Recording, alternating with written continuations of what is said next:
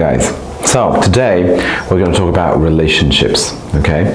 So my question to you, and a question that might some of you have been asking yourselves, right? So for example, if there was one thing, just one thing, one big secret to happy and fulfilling relationships, what do you think it would be? Have you asked yourself that? Right? Well, I'm going to share it with you right now, and then we're going to delve deep into this. So my idea, what I discovered, was that comfort in aloneness is the single most important part, the single most important contributing factor to successful relationships. Yeah, you heard me right. I know it's paradoxical, yeah? I mean, how could comfort in aloneness be the key to relationships? I mean, relationships are about being together, right? If you want a relationship, it means you want to be together. Maybe there are some people, of course not you, who would rather be alone. And it's fine, you know, everybody has their own lifestyle. But if you want to be in a relationship, isn't that kind of going against the natural flow? Isn't that kind of a contradiction? Well, actually, it seems like that, but no. So I'm going to say it again. Let the word sink in. Really ponder that, right? Comfort in aloneness is the number one most important factor that I've found. And when I say that I have found, I'm going to share my story with you. And this is the number one factor that is contributing to happy and lasting relationships and fulfilling relationships too. So, relationships are a little bit of a tender point for me. They're very personal because, you know, some people struggle with health, some people struggle with money, some people struggle with relationships. You know, we each have our own main struggles, main challenges. For me, for my life, it's been relationships. So, you know, my story with relationships began in well, I don't know, high school, and then, you know, some casual, some, you know, light relationships in university, and then I got married, and I was married for 6 years. I thought that, you know, what is this what is this all about? Why do people struggle with relationships? I mean, I got married when I was, I think it was 26, and it was pretty smooth sailing. I mean, yeah, we did have some fights, but nothing serious. And both my wife and I were actually really proud of our relationship, because we were happy, we were balanced, we were, you know, at peace with us and the dynamic. Up until a point where 7 years into the relationship, 6 years into the marriage, something went wrong. I didn't know what was going wrong, and she just flipped. She just, all of a sudden, went colder and colder, and in less than, I think, 4 or 5 months, we split up, and that was it. And I never knew what hit me. I mean, it was quite surprising, quite, you know, it was like a lightning bolt out of thin air, you know, on a clear sky. You know, what's happening? I was happy. She seemed to have been happy. She said she was happy. I said we were happy. So, you know, we were quite at peace. And then all my life completely turned upside down. And after that, I had a number of tumultuous years of relationships. When I say tumultuous, I say because there were all of the relationships that followed, which were about like 2 years relationships, were quite deep and passionate, and at the same time limited in time. And it became pretty soon quite frustrating for me, because I seemed to, you know, catch, you know, at least want to catch this kind of elusive thing called happiness in relationships, and for some reason it would be a slippery fish to catch. So I focused all my energy and I focused all my desire to understand into studying relationships. So I started to study relationships. I started to, of course, I was in my own therapy. I did acupuncture as a therapy. I did psychotherapy as a therapy as a patient.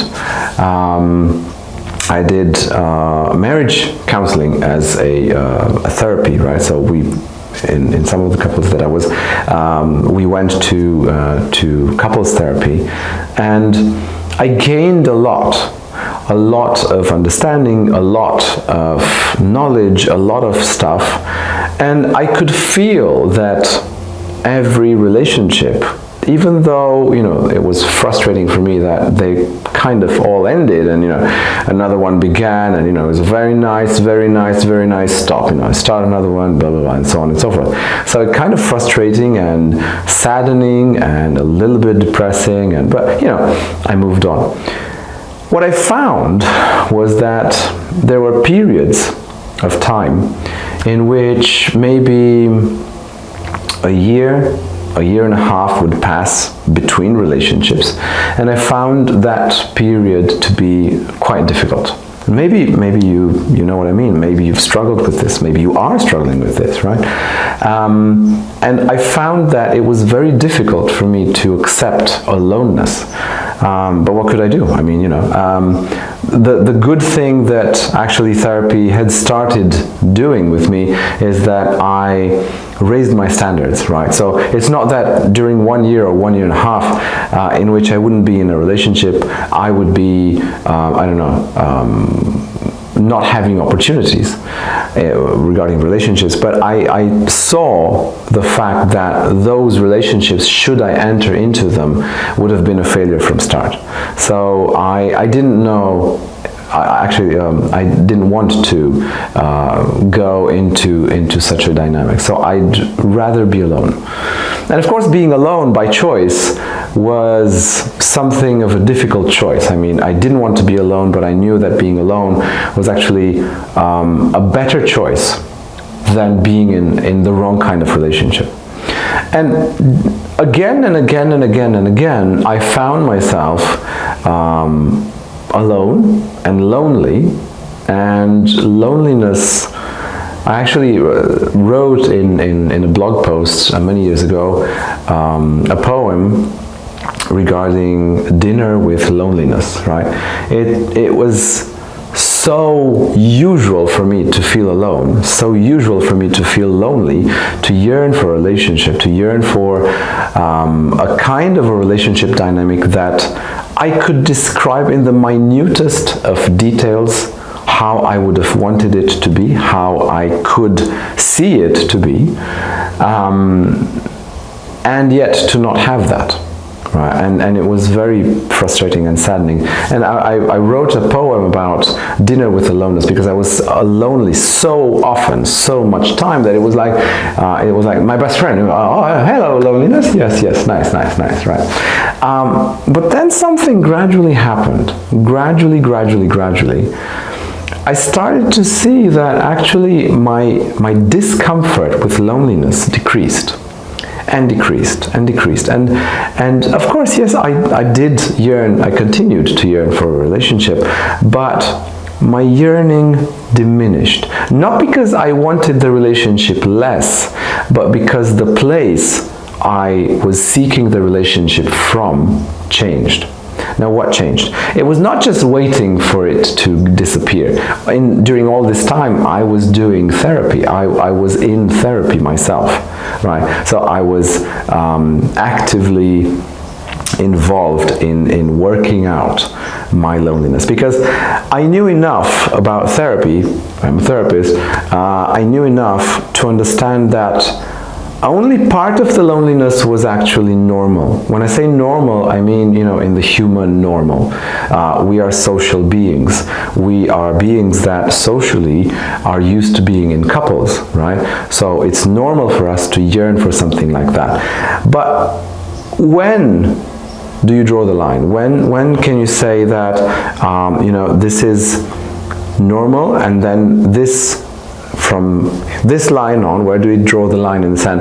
From where on does the toxic part start? From where on does the dependency part start? Because you see, the idea is that if you come towards a relationship from a needy part, then that relationship is already sick. And you've already laid down the foundations for a dependency.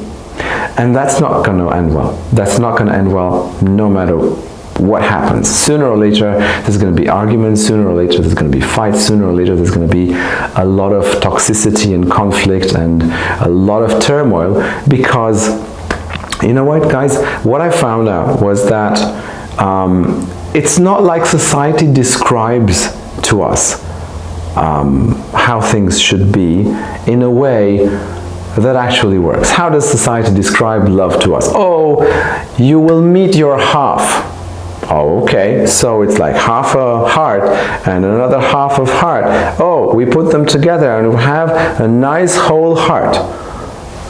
If you had one heart for two people, they'd be dead or dying, right? So basically, there's this premise in the Western world, at least, that it's like two halves make up a whole, and you haven't found your half yet. You haven't found the one to complete you.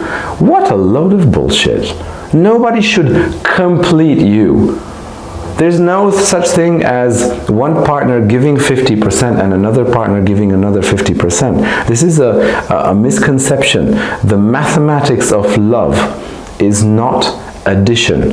One half plus one half equals one. No. The mathematics of love is multiplication. So if you put a half and a half together, they multiply, and guess what? You get a quarter.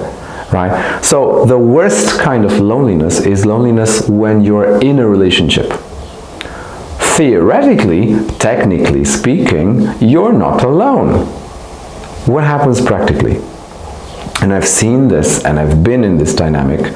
But besides my own story, and I've told you my story because I wanted to let you know that I'm no stranger to these things. But besides this, in 25 years of being a therapist, I've seen couples and relationships and couples and relationships and couples and relationships all day long. All day long. So it's been easy for me to understand, to follow through, to see what makes good couples, what makes good relationships. And of course, in parallel, I was obviously studying the theory behind that. And one of the ideas is every partner needs to stand on their own 2 feet. Now, for some of you, all these things might be, kind of self-explanatory, blah, blah, blah. It's like common knowledge. Well, actually, common knowledge is not so common, I discovered, right? There are so many people who still think that way because we're immersed in this culture, and it's almost like autopilot. We search for the one. How do you know? How do you know that you are the one? When we say, I'm searching for the one, it's like, okay, I'm fine as a human being, and all I need to do is just find the right partner for me. Oh yeah, Mr. Perfect, you're fine, or Mrs. Perfect. No, you're not fine. Most relationships will fail because of some shit from childhood that you've brought up. Most relationships will fail because there are some repeating life scenarios or relationship scenarios that you've taken on subconsciously from what you've seen in the family, from how your mother behaved, from how your father behaved, from how the dynamic between them happened, and guess what? You're going to repeat it. Actually, you're looking for it. Now, of course, I'm getting into the deeper part, which sounds probably to some of you outrageous. How can you, Octavian, tell me that I'm looking for such a depressing relationship that my parents had? I would never want to have something like that. I would run away from any kind of relationship that is like that. right? Now, consciously, I can completely get that. Yeah, I can completely agree with you. But you see, one of the things that we learn when we study human psychology is that the need for stability and familiarity is stronger than the need for happiness. Yes, that is mind-blowing. We would rather be stable in a familiar environment, in a dynamic we know is familiar to us because we've seen it, we've lived in it, right? We'd rather be there unhappy rather than be happy in an unfamiliar dynamic. Now, some of you may agree, some of you may not agree. It's in psychology and psychotherapy, these things are common knowledge. It's not something that I came up with. It's something that is really, really, really common knowledge. This is the bread and butter of psychotherapy of couples, right? We tend to repeat our life scenarios and relationship dynamics that are familiar to us. So, what's the key? How do you get out of there? What did I start with? I told you that the number one thing for a happy relationship is to be comfortable in aloneness. That is, to not have a hole in your heart that needs to be filled. The other one is not there to fill you up. And by the way, do you see the discrepancy between the concepts that are familiar in our Western civilization? So on one hand, we say, oh, I'm looking for my other half. So basically, we admit we're incomplete. But on the other hand, we say, all I need is to find the right partner. So basically, I'm complete, I'm perfect, I just need the other one to show up, right? It's like, hey, you know, you're late. Why are you late? You're messing up with my destiny. Yeah. So, of course, that's stupid, right? Because the idea is that we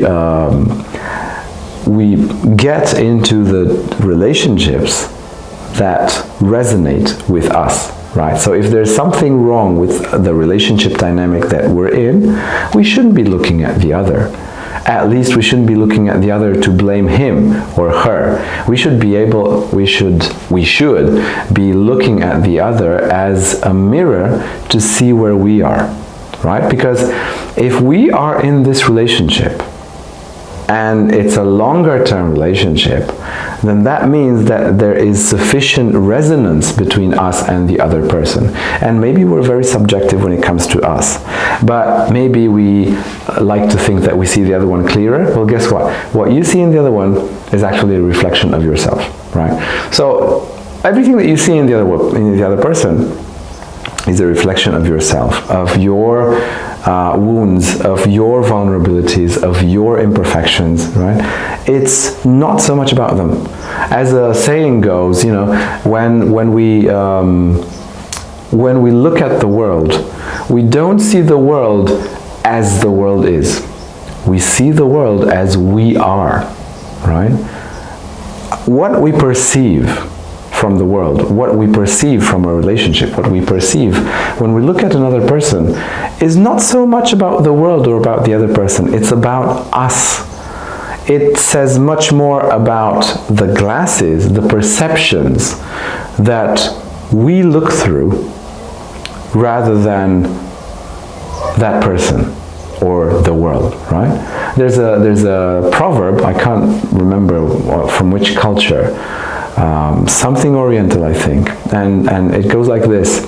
It says, when a thief meets a saint, the thief only perceives the saint's pockets, right? Why is that? Because the thief only looks at what is of interest to him, right? He does not perceive the human value of the saint. He does not perceive him as a saint. He's just interested in whether he can, you know, steal something from the saint. similar to that, right? When we have an injustice problem, that's the first thing that we'll look at when we meet other people. If we have a loneliness problem and we want to get into a relationship, the relationship potential is the first thing that we think about. If we've been hurt by other people, that's the first thing that we're going to check out to make sure that we're not going to be hurt. It sounds pretty reasonable, right? Only it's not, because it doesn't work.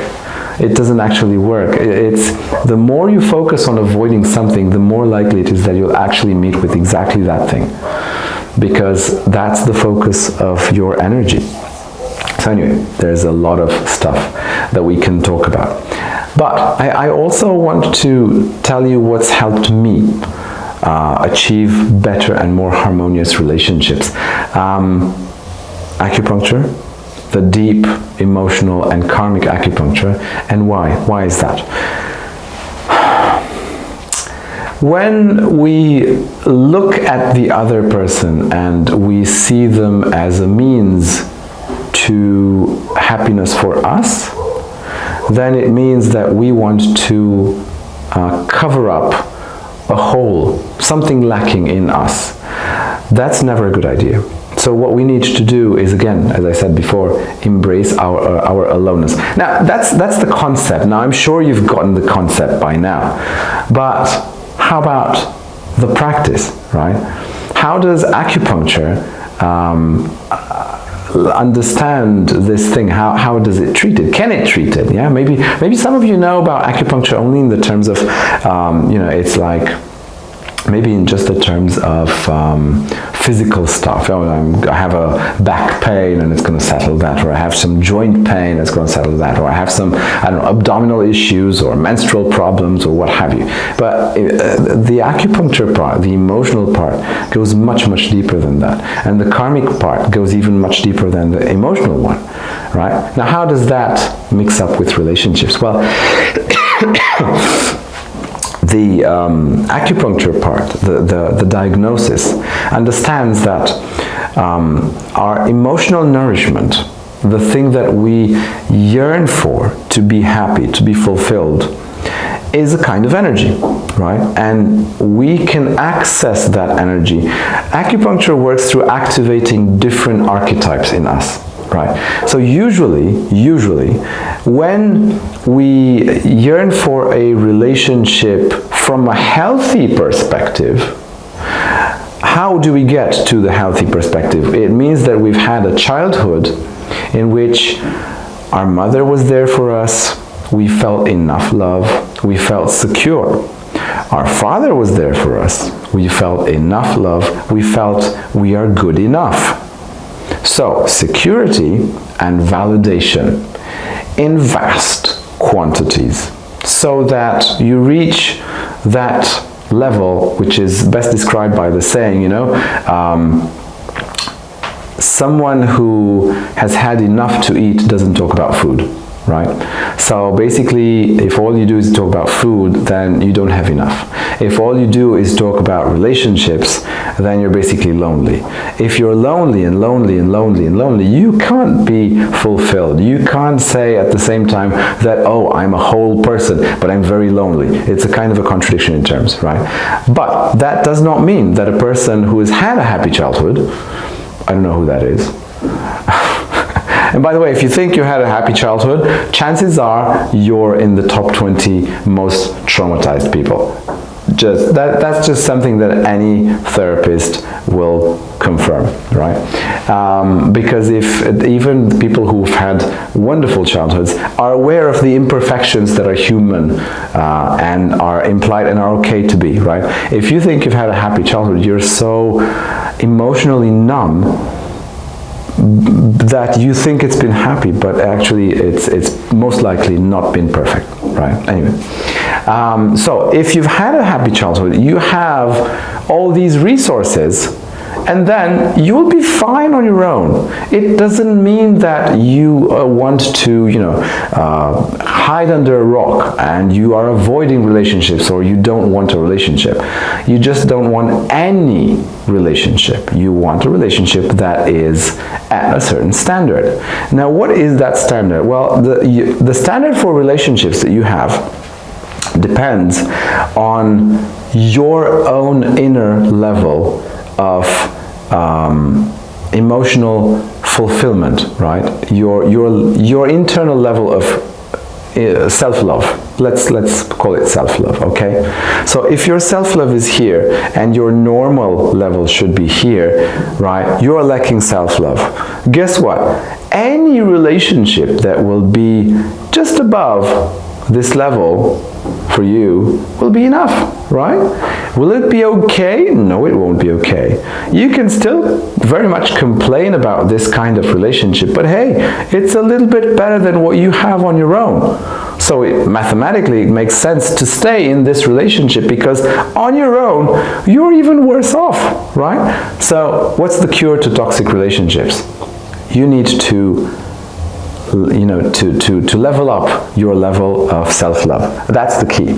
So how does acupuncture do it? Well, you see, as I said before, self-love is cultivated by our parents in our childhood. Now, that ship has sailed.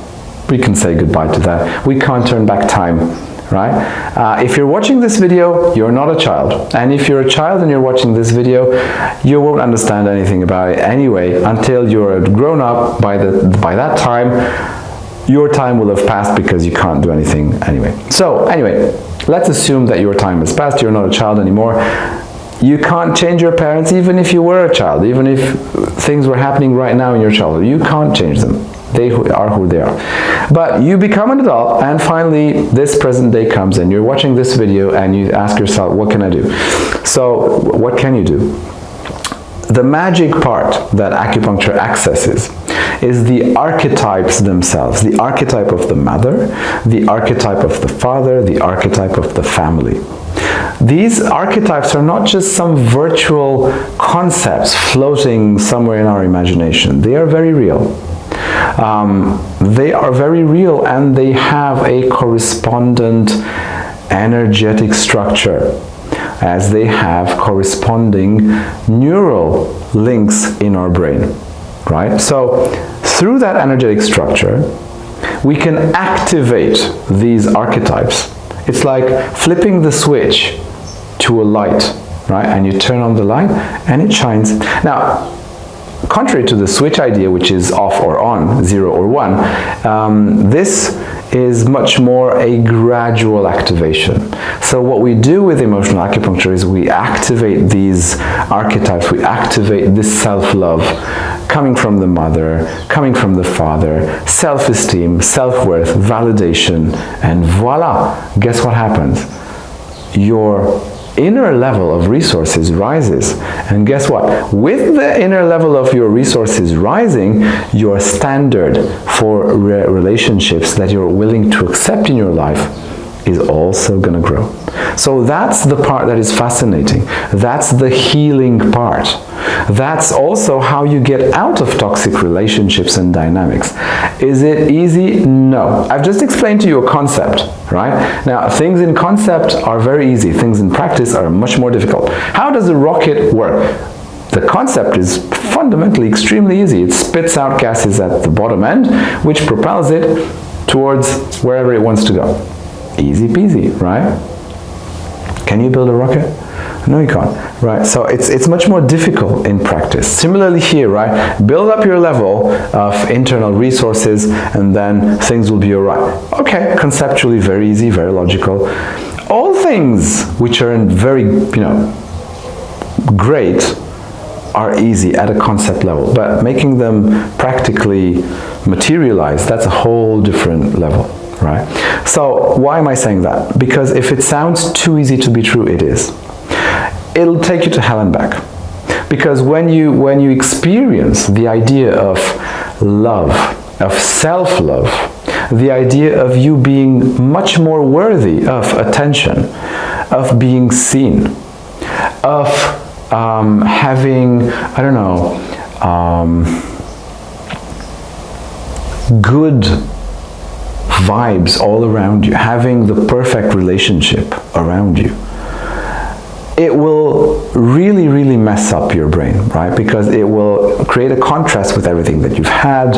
It will create a precedent with all that you've had, and there will be a lot of connections being made in your subconscious. There will be a lot of feelings from other times, feelings from your childhood that have been repressed, and now you have the emotional resources to deal with them, and your psyche will say, oh, I so long waited for this, it's time to bring out the shit so that you can take it away and finally seal off that chapter and be done with it, right? Your psyche is going to be thrilled, you're going to be terrified, right? Well, no, not terrified, I'm exaggerating, but it's not going to be easy. But, and there is a but, and this is the silver lining of it all, right? These turbulations and tribulations, right? They're temporary, right? The emotions come up, we do some treatments, they go away, you feel at ease, you feel you can finally breathe relaxed, because all that thing you've carried all your life, and finally you can let it go. Finally, life becomes easier. Finally, decisions become easier. Finally, it is so much more natural to say no to unhealthy relationship dynamics. So, what's going to be the end result? You're going to be much happier not being in a relationship until the right relationship comes. But, see what I did? You're not in, I'm not putting you in a passive state. You're not just gonna wait for the right relationship. You're gonna work on yourself.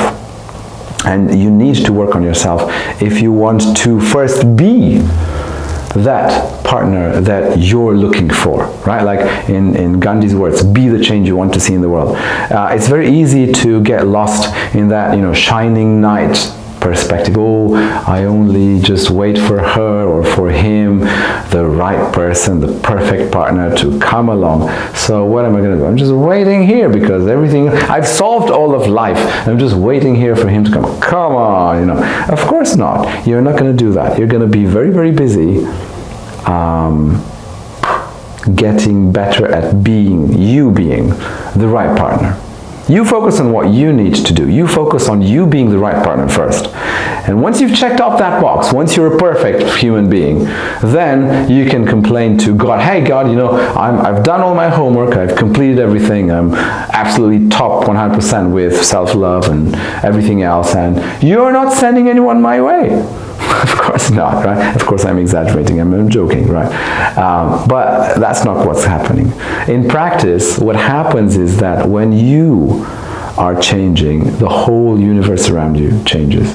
When you become much more open towards relationships, the circumstances will change and the right relationship will appear. Paradoxically, it will appear when you don't necessarily are, so desperate for it. You need to be in a relaxed state.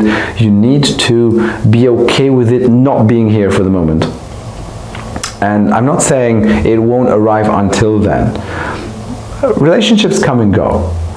I'm saying the right relationship for you will not appear, or you won't be able to receive it properly and enjoy it properly if you're in the energy of, oh my God, I can't wait, right? So you need to relax. And how do you relax? By accessing those resources. This is where acupuncture really, really, really shows its strength. So I hope you've enjoyed this, right? Now what comes after a relationship? Children. So next time, in the next episode of the podcast, we'll start the parenting chapter, and that is so fascinating because if you think life in two is challenging, if you think that's challenging, wait until you add a crying little monkey, and that's going to really push all your buttons. And I'm going to end with this, and I'm going to continue in the next episode with this as well. Imagine this. Relationships are like a high-rise building, right? It's like 100 stories high. Imagine those engineers, right? Imagine those architects and engineers and, planning this building, doing all the planning and the blueprints and stuff like that, and finally they start to build it and make it come into existence. Do you ever think that those engineers or architects stay up at night whilst the building is being finished and they think, oh my God, please, please don't come crashing down, don't come crashing down? Of course they don't. Why? Because it's a science, right? If you've done all the mathematical calculations and you haven't messed up, of course it's going to work, right? It's going to be 100 stories tall. Many years ago, nobody could have ever dreamt to build buildings a quarter of that size. And now we don't have any problems with building it. What's the key? Science, right? Well, guess what? Relationships have a science as well. So when you're dreaming about the relationship of your life, the relationship of your dreams, I have a good news for you. Yes, you can build it. Yes, you can have it. But it's not going to come by, oh, I'm going to go with the flow and see where it takes me. No, it's going to come with hard work. Hard work you do on you first. And maybe hard work that the other person does on themselves, and maybe hard work that you do together. Because you see, happy relationships do exist, but never, ever, ever, ever has a 100-story building been built by, juggling randomly with pieces of bricks and mortar and stuff like that, and let's see where they land and let's see if it stands. No, there's a science to it. Similarly with relationships, it's not about luck. It's not about, oh, the right person. It's a science, right? There are KPIs, right, for relationships. There are things that you can monitor. But everything goes through the right ingredients first. And those right ingredients are you and your partner. And when I say the right ingredients, I mean you two need to be whole. Are you whole? I guarantee you, without therapy, you are not. So even if you've been doing therapy, you still may not be. That's the status of most relationships and most people, right? What I'm saying is, acupuncture, the emotional and the karmic part of acupuncture, are deep. They are much, much deeper than many, many other instruments, and they are able to catalyze a change in you to enable you to get there. But first, the mindset needs to be there. It's you that you need to be working on, not the other person, not to, shout out to the universe, hey, you're late, I'm still waiting for my wonder partner, okay? So, don't miss out the next episode. We're really going to deep dive into parenting. And if you think you have a happy relationship right now, and by all means you could be, and you could be having a happy relationship right now, even without therapy, for a while, when a child comes, most likely that bubble is going to burst somewhere, right? Now, I'm not fear-mongering. I'm just telling you objective reality, right? A child puts enormous pressure on the couple.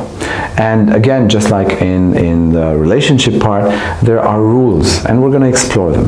Now, guys, the relationship part and the parenting part and the therapy part and all these parts, we're just scratching the surface, right? So throughout this podcast, what I want to do, what I mean to do, is to actually go much, much deeper into all of these, and we're going to analyze various little things, bigger things. So stay tuned, because there's going to be a lot of fascinating stuff coming your way. I'll see you in the next episode.